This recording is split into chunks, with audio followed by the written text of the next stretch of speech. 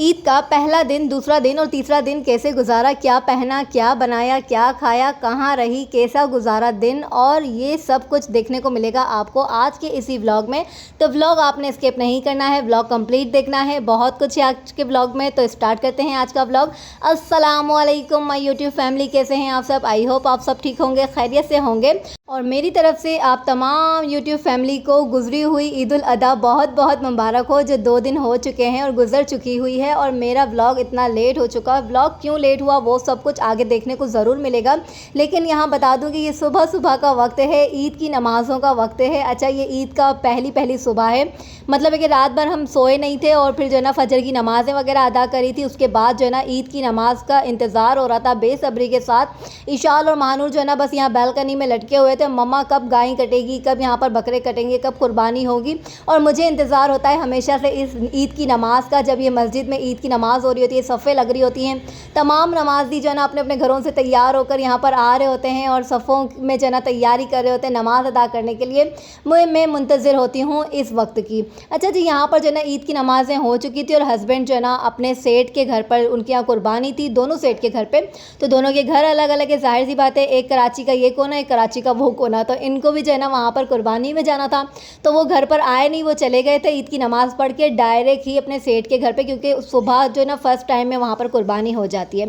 तो मैंने सुबह उठते के साथ जो है ना बच्चों के लिए पराठे तैयार कर लिए। मैंने बोला कि चलो अब ये सोए तो है नहीं, तो उनको नाश्ता करवा दूँ। नाश्ता करवाने के बाद इनकी मर्ज़ी, अगर ये सोते हैं तो ठीक है, नहीं सोते हैं तो जागते रहें और अपनी ईद मनाएं। तो यहाँ पर मेरे गर्मा गर्म क्रिस्पी पराठे तैयार हो रहे थे, और पराठे तो भाई आपको पता है सिर्फ हम एक एक ही खाते हैं। और उफ़ अल्लाह, इतनी ज़्यादा गर्मी थी, इतनी शिद्दत की गर्मी थी ना कि मैं आपको बयान नहीं कर सकती हूँ। कराची में रहने वालों को पता होगा कि ईद का पहला दिन, दूसरा दिन, तीसरा दिन कितना गज़ब का गुजरा है और कितनी शदीद गर्मियाँ रही है। और ऐसे में चूल्हे के आगे खड़ा रहना, पराठे बनाना, मतलब है कि किचन के काम करना, तो वो एक जो है ना औरत को ही पता होता है कि किस तरह से ये मुश्किल काम हो रहे होते हैं। और इतनी गर्मी में पेट भर के नाश्ता किसी से किया नहीं जा रहा होता, लेकिन फरमाइश पराठों की ही रहती है, क्योंकि मम्मा को पराठे बना के देना होता है। अच्छा जी, यहाँ इनको मैं अपने पराठे वगैरह बना के दे दिए थे और मैंने सोचा कि मैं अपनी जल्दी से कपड़े प्रेस कर लूँ। यहाँ आपको अपनी मेहंदी दिखा रही हूँ कि भाई मैंने मेहंदी जो है ना पूरे हाथों में नहीं लगाई है, चारों हाथों में, बस रात को जो है ना बैठे बैठे ऐसे ही दिल चाह के एक जो है ना यहाँ पर सर्कल बना लूँ और फिंगर्स भर लूँ। तो इसलिए मैं आपको वो दिखाने लगी कि एक साइड पर मैंने मेहंदी लगाई थी और यहाँ पर दिखाने लगी कि भाई चलें, यहाँ पर मैं अपने कपड़े प्रेस करने लगी थी। इतनी ज़्यादा गर्मी थी और मुझे पता था कि दिन नहीं गुजरने वाला है, तो इसलिए मैंने जो है ना ये वाला ड्रेस आपको कुछ व्लॉग में पहले, कुछ दिन पहले दिखाया था ना व्लॉग में, तो बस यही को मैंने स्टिच करवा लिया था। ये भी चांद रात से 2 दिन पहले ही मेरा स्टिच होकर आया था। और इस पर ना मैंने कोई लेस लगाई है, ना कोई चमक धमक लगाया है, इसको मैंने बिल्कुल सिंपल सा सिलवाया है, क्योंकि अगर मुझे वैसे ये ईद पे नहीं पहनना था, मैंने सोचा था ईद पे कुछ मैं फैंसी ड्रेस कुछ अच्छा सा लेकर आऊँगी, लेकिन बस कुछ ले नहीं पाई। और क्योंकि शदीद गर्मी भी थी और मैंने सोचा कि भैया इतनी गर्मी में जो है ना इतने हैवी और फैंसी ड्रेसेस पहने नहीं जाएंगे, तो बस इसी को इस्त्री कर लिया और ये जब सिल कर आ गया तो इसे वेयर कर लिया। और यहाँ पर मैं बिना मेकअप के सिंपल सी तैयार हो चुकी थी, कोई ज्वेलरी नहीं पहनी, क्योंकि आज का दिन जो था ना पहला दिन, मैं कहीं नहीं जाने वाली थी, कहीं मुझे नहीं जाना था, पूरा दिन घर में गुजारना था। इसलिए मैंने सिंपल सा लॉन का ड्रेस निकाला जो ढीला ढाल था, क्योंकि भाई मुझे पूरा दिन किचन में ही गुजारना था। तो फिर यहाँ पर मैंने सोचा कि भाई अपनी यूट्यूब फैमिली को भी दिखा दूँ कि मैं सिंपल सी लाइट सी तैयार हुई हूँ, कोई ज़्यादा मेकअप नहीं किया, सिर्फ हल्की सी बीबी क्रीम लगा ली थी और हल्की सी लिपस्टिक लगा ली थी कि भाई थोड़ा सा पता तो चले कि हम ईद मना रहे हैं। अच्छा जी, तो बस यहाँ पर मैं चेंज वगैरह करके थोड़ा सा रेडी हुई थी और बस दरवाजे के ऊपर जो ना दस्तक होना स्टार्ट हो गई, कुर्बानी स्टार्ट हो गई थी लोगों के घर में और गोश्त आना स्टार्ट हो गया था। अच्छा, सबसे पहले जो ये गोश्त आया था ना मुझे हस्बैंड के सेठ के घर से ही आया था, मतलब ये एक सेठ के घर पे कुर्बानी हो चुकी हुई थी, तो हस्बैंड आकर मुझे ये वाला गोश्त दे के चले गए थे और उनको अब जाना था अपने दूसरे सेठ के यहाँ पर, क्योंकि पूरा दिन जो है ना हस्बैंड वहीं पर गुजारते हैं, घर पर नहीं आते हैं। वो शाम को आते हैं 5-6 बजे के बाद, जब सबके सब फारिग हो जाते हैं, अपने अपने घरों में आराम करने के लिए चले जाते हैं। फिर हस्बैंड और उनके जितने भी ऑफिस के दोस्त वगैरह होते हैं ना, वो सब अपने अपने घरों पर चले जाते हैं और साथ ही साथ अपना गोश्त का जो हिस्सा होता है ना वो भी इन्हें मिल जाता है, तो ये भी घर पर आ जाते हैं। तो यहाँ पर मुझे कह के गए कि आप इनको फ्रीज कर दो और मैं जो ना जा रहा हूँ दूसरे सेठ के घर पर, तो फिर वहाँ पर वो चले गए। हर साल का इनका यही है और मेरा जो ना अल्हम्दुलिल्लाह इनके जो सेठ के घर से गोश्त आता है ना वो सबसे VIP आता है, A1 आता है। जब मुझे ये गोश्त आ जाता है तो फिर मुझे इसके बाद किसी के गोश्त की ज़रूरत नहीं पड़ती। अच्छा, यहाँ पर जो है ना ये पीसीज आए हुए थे, तो मैंने बोला कि इनको कटिंग नहीं नहीं करती क्योंकि बच्चे जो है ना वो बारबेक्यू करते हैं। और ईद के बाद जो है ना मेरे घर में भी है ना ससुराल वालों की और जो है ना मेरी अम्मी वगैरह कोई भी आता है, दावत वगैरह होती है, तो ये मुझे ना पीसेस काम आते हैं बारबेक्यू वगैरह करने के लिए। साथ ही यहाँ पर जो है ना बकरे का गोश्त भी आया हुआ था, तो मैंने बोला कि जल्दी से जो है ना बकरे के गोश्त की भी पैकेट्स बना दूँ। गर्मी बहुत ज़्यादा थी, गोश्त बाहर रह नहीं रहा था, हर चीज़ ख़राब हो रही थी अगर आप किचन से बाहर रखते हैं। अच्छा, थोड़ा सा जो गोश्त निकाल कर ना मैंने शामी कबाब का मसाला पकने के लिए रख दिया था। ये पहली ईद का ही आप सीन देख रहे हैं यहाँ पर। उसके बाद जो है ना हमें गैस जो है ना देखना नसीब नहीं हुए। उसके बाद की भी कहानी बताती हूँ कि ये क्या हुआ। अच्छा, ये शामी कबाब का मसाला तैयार कर लिया था, इसके अंदर कुछ ज़्यादा इतना ज़्यादा नहीं डाला। ये आप देख सकते हैं, लहसुन है, अदरक है, हरी मिर्चें हैं और जो है ना लाल वाली गोल मिर्चें आप लोग अपने हस्बे वक्त डालें, अपने जायके के मुताबिक डालें। और पिसे हुए मसाले के अंदर जो है ना मैंने सिर्फ लाल मिर्चें ले ली थी, पिसा हुआ धनिया ले लिया था और साथ ही साथ पिसा हुआ ज़ीरा ले लिया था, साबुत ज़ीरा ले लिया था, नमक ले लिया था और पिसा हुआ गरम मसाला ले लिया था। बस ये नॉर्मल से बेसिक से मसाले थे, साथ में हल्दी थी और नमक था।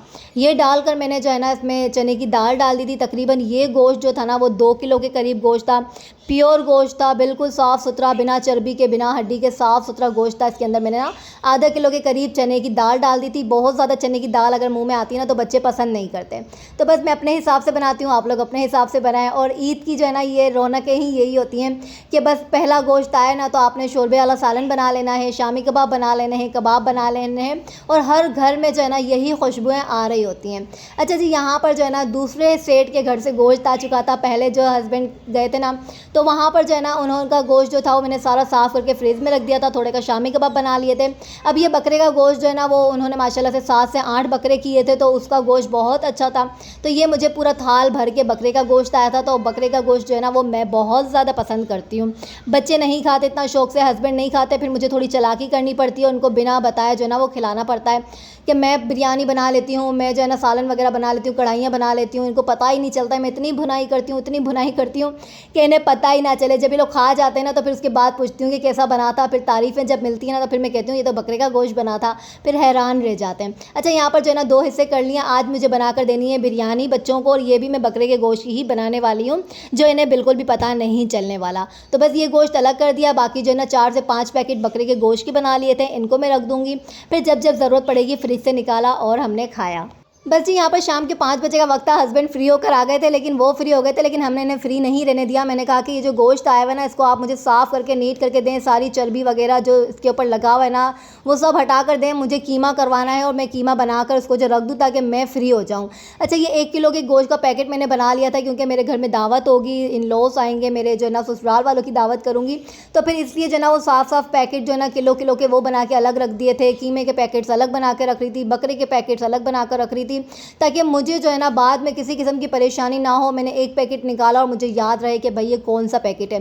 अच्छा, ये जो है ना मैंने जिप लॉक बैग मंगवाए थे, इसके अंदर जैसे मैं अभी कीमे की ये बैग्स बना रही हूँ ना, तो ब्लू कलर के जो बैग्स है ना इसमें तमाम मैंने कीमा और गाय का गोश्त डाला था। और जो रेड कलर की जो इस पर लाइन आई हुई होती है ना पैकेट के स्टार्ट में जो हम ओपन करते हैं, उधर ब्लू और रेड कलर की लाइन होती है, तो रेड वाली जो लाइन थी उसमें मैंने बकरे का गोश्त डाल के रख दिया था ताकि मुझे याद रहे कि ये बकरे के गोश्त के पैकेट हैं और ये गाय के गोश्त के पैकेट हैं। इस तरह से यहाँ पर जो है ना मैंने आधा किलो की जो है ना कीमे की थैलियाँ बना ली थी और इनके पैकेट्स बना के भी फ्रिज कर दिया था क्योंकि बार बार फ्रिज को खोलना नहीं था, कूलिंग आउट हो जाती है, ख़त्म हो जाती है, तो फ्रिज में जितना भी गोश्त होता है ना वो ख़राब होने का खदशा बढ़ जाता है। बस जी, यहाँ पर जो है ना मैंने सोचा कि जल्दी से अब सारे काम से फ्री हो गई हूँ, गोश्त वगैरह भी अपनी अपनी जगहों पर रख दिया है। अब जल्दी से भूख लग रही थी, बच्चों ने कहा कि मामा बिरयानी बना दे, तो मैंने बोला कि जल्दी से चूल्हे के ऊपर बिरयानी रख देती हूँ।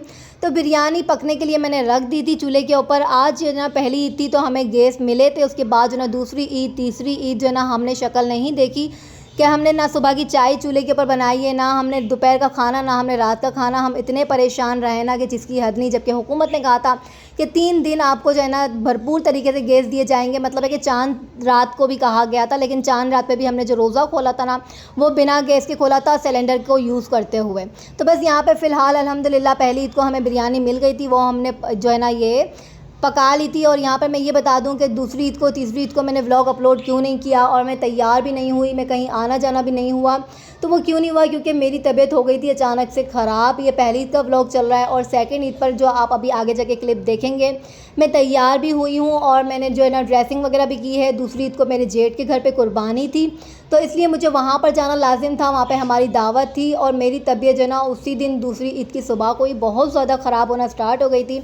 मुझे हो गई थी शोल्डर पर एलर्जी और साथ ही साथ जो है ना शोल्डर मेरा एकदम जाम हो गया। तो मेरा हाथ जो है ना वो हिल ही नहीं रहा था, ऊपर नीचे मतलब है ना मूव कर रही थी ना, तो बहुत ज़्यादा पेन हो रहा था। तकरीबन ये तकलीफ़ जो है ना मुझे सेकंड ईद, थर्ड, फोर्थ और फिफ्थ दिन जो है ना ईद के वो रही है। और अभी तलक मैं जो वॉइस ओवर कर रही हूँ ना, अभी इस वक्त मैं वॉइस ओवर कर रही हूँ, अभी तक मेरा व्लॉग अपलोड नहीं हुआ है। 5:22 हो रहे हैं और मैं यहाँ पर वॉइस ओवर कर रही हूँ। और तबीयत मेरी अभी भी बिल्कुल ठीक नहीं है। व्लॉग इतने बना कर रखे हुए थे लेकिन उनको एडिट करने का बिल्कुल भी टाइम नहीं मिला। और ना ही मैंने ईद के दिन में कहीं गई हूँ, ना कहीं आई हूँ। बस सेकंड ईद को जो है ना अम्मी से मिलने के लिए गई, ईद मिलने के लिए गई। और जो है ना रात के वक्त जो है ना अपने जेठ के घर पे गई थी, क्योंकि वहाँ पर कुर्बानी के बाद जो है ना हमारे सबकी दावत होती है। और वो भी मैं शूट नहीं कर पाई क्योंकि मेरी तबीयत बिल्कुल भी ठीक नहीं थी। बहुत ज़्यादा तबीयत ख़राब थी, मुझे एलर्जी हो गई है। शोल्डर पे मेरे इतने ज़्यादा दाने निकले हैं ना जिसकी हद नहीं, उसकी मैं दवाइयाँ ले रही हूँ। और साथ ही साथ जो है ना ट्यूब, लोशन वगैरह सब डॉक्टर ने लिख कर दिया, वो ले रही हूँ, जिसकी वजह से मैं इतनी शदीद तकलीफ़ में हूँ कि मैं आपको बता नहीं सकती हूँ। बस यहाँ पर जो है ना व्लॉग अपलोड इसलिए करना था क्योंकि ईद गुजर चुकी है, ईद के 2 दिन भी मतलब ऊपर हो चुके हैं और मैंने अभी तक व्लॉग अपलोड नहीं किया है। आप सबके कमेंट आ रहे हैं कि आपने व्लॉग अपलोड नहीं किया है, आपको याद नहीं है कि आप एक यूट्यूबर हैं। तो यार ये मसले मसाइल परेशानी ज़िंदगी का हिस्सा हैं, ये चलते रहते हैं। कभी हम व्लॉग अपलोड कर सकते हैं, कभी नहीं। कभी कभी हमें भी रेस्ट की ज़रूरत होती है, तकलीफ़ में होते हैं, तो इस वजह से जो है ना व्लॉग आगे पीछे हो जाते हैं। उम्मीद करती हूँ आप सब अंडरस्टैंड करेंगे, समझेंगे इस बात को। अगर वीडियो अच्छी लगी हो ना तो उसे लाइक भी कर दीजिएगा और अपना प्यार भरा जो है ना न्यू सब्सक्राइबर है तो सब्सक्राइब कर दीजिएगा। अच्छा, ये सेकंड ईद का यहाँ पर व्लॉग स्टार्ट हो चुका था। मैंने बोला कि छोटे मोटे जो क्लिप बनाए ना इसे जोड़ दूँ। ये मैंने ना सिर्फ एक ही ड्रेस ख़रीदा था सेकंड ईद के लिए, क्योंकि वहाँ जो है ना मुझे दावत पर जाना था जेठ के घर पर। तो हम सब तैयार होकर जाते हैं। तो यहाँ पर जो है ना मैं आपको दिखाने लगी थी, इतना खूबसूरत ड्रेस था ना। ये मैंने लिया था इकबाल मार्केट से जो बोल्डन मार्केट पर है। अब इसकी डिटेल इसलिए दे रही हूँ क्योंकि बहुत सारे कमेंट आते हैं कि यार आप ही आपने डिटेल तो दी नहीं और आपने ड्रेस दिखा दिया। ये शॉकिंग पिंक कलर पे बना हुआ है, इसके ऊपर सारी जो है ना एम्ब्रॉयडरी हुई हुई है। अच्छा, ये इसका मैंने ना ट्राउज़र सिलवाया था, प्लेन ट्राउज़र है और जो है ना कमीज़ का फ्रंट के ऊपर कढ़ाई हुई हुई है, हैंडमेड हुआ हुआ है, सारा हाथ का काम हुआ हुआ है। और बैक साइड पर जो है ना बिल्कुल प्लेन कपड़ा है, ये लॉन कॉटन पे बना हुआ है, शॉकिंग पिंक इसका कलर है और बहुत ही हसीन था, बहुत खूबसूरत था, देखने में भी बहुत खूबसूरत लग रहा था। अच्छा, ये सारा इसके ऊपर हाथ का काम हुआ हुआ है सफ़ेद रंग के धागे से। और मैं अभी आपको अगर दिखाऊँ पीछे के साइड पर कि आप लोग देखेंगे ना कितना प्यारा लग रहा है। और उसके ऊपर जो दुपट्टा है ना वो शिफॉन का है। शिफॉन के दुपट्टे के ऊपर भी ना दूर दूर इस तरह से छन बने हुए हैं, हाथ की कढ़ाई हुई हुई है। तो यहाँ पर मैं प्रेस कर रही थी तो सोचा आप सबको डिटेल भी दे दूँ कि ये मुझे जो है ना सिर्फ और सिर्फ 3100 रुपये का मिला है ड्रेस। मैंने लिया है ये बोल्डन मार्केट इकबाल मार्केट से। और कराची में रहने वालों को बहुत अच्छे से पता होगा कि इकबाल मार्केट में बोल्डन मार्केट में इकबाल मार्केट कहाँ पर है। और प्यारी बहनों, ये जो है ना ड्रेस मैंने अनस्टिच लिया था और जब दर्जी से सिलवाया तो उसको जो है ना मैंने 800 रुपये उसकी सिलाई दी है। बिल्कुल सिंपल सादा सिलवाया था, कोई डोरी पाइपिंग नहीं, कोई लेसें वगैरह नहीं, क्योंकि इस पर खुद से काम हुआ था। अच्छा, ये देख सकते हैं ना, ये बैक साइड है तो ये बिल्कुल प्लेन है और सिर्फ फ्रंट के ऊपर काम हुआ है। तो ये बिल्कुल लाइट सा ड्रेस था, लॉन कॉटन का इसका स्टफ़ था, बहुत ही सुकून वाला था पहनने के अंदर, क्योंकि इतनी ज़्यादा शदीद गर्मी के अंदर ना इस तरह से नरमा नरम लॉन हमें मिल जाए, कॉटन की ड्रेसेस मिल जाए तो हमें और क्या चाहिए। अच्छा, मैं यहाँ पे दुपट्टा दिखा रही हूँ, दुपट्टे पे इस तरह से जो है ना छंद डला हुआ था। तो ये भी पहन कर जो है ना पहना तो बहुत खूबसूरत लग रहा था और ऊपर से कलर भी बहुत प्यारा था। अच्छा, यहाँ पे मैं दिखाने लगी हूँ कि मेरा जाने का टाइम हो गया था। तकरीबन सब तो सुबह ही चले गए थे, बच्चियाँ वगैरह जो ना सुबह 9 बजे ही चले गए थे। अब यहाँ पर शाम के 4 बज चुके थे। मेरी तबीयत की वजह से जो ना शाम के 4 बजे निकलने लगी थी जेठ के घर जाने के लिए। तो इस वजह से यहाँ से पहले मैं अम्मी के घर जाऊँगी, फिर जेठ के घर जाऊँगी और वहाँ पर रात की दावत खा के दोबारा घर पर आऊँगी। और इसी के साथ यहाँ पे अपना व्लॉग एंड करूँगी और आपसे मिलूंगी इंशाल्लाह नेक्स्ट व्लॉग में। तब तक ले दीजिए इजाज़त, वीडियो लाइक कर दीजिएगा, न्यू सब्सक्राइब कर दीजिएगा। अल्लाह हाफिज़।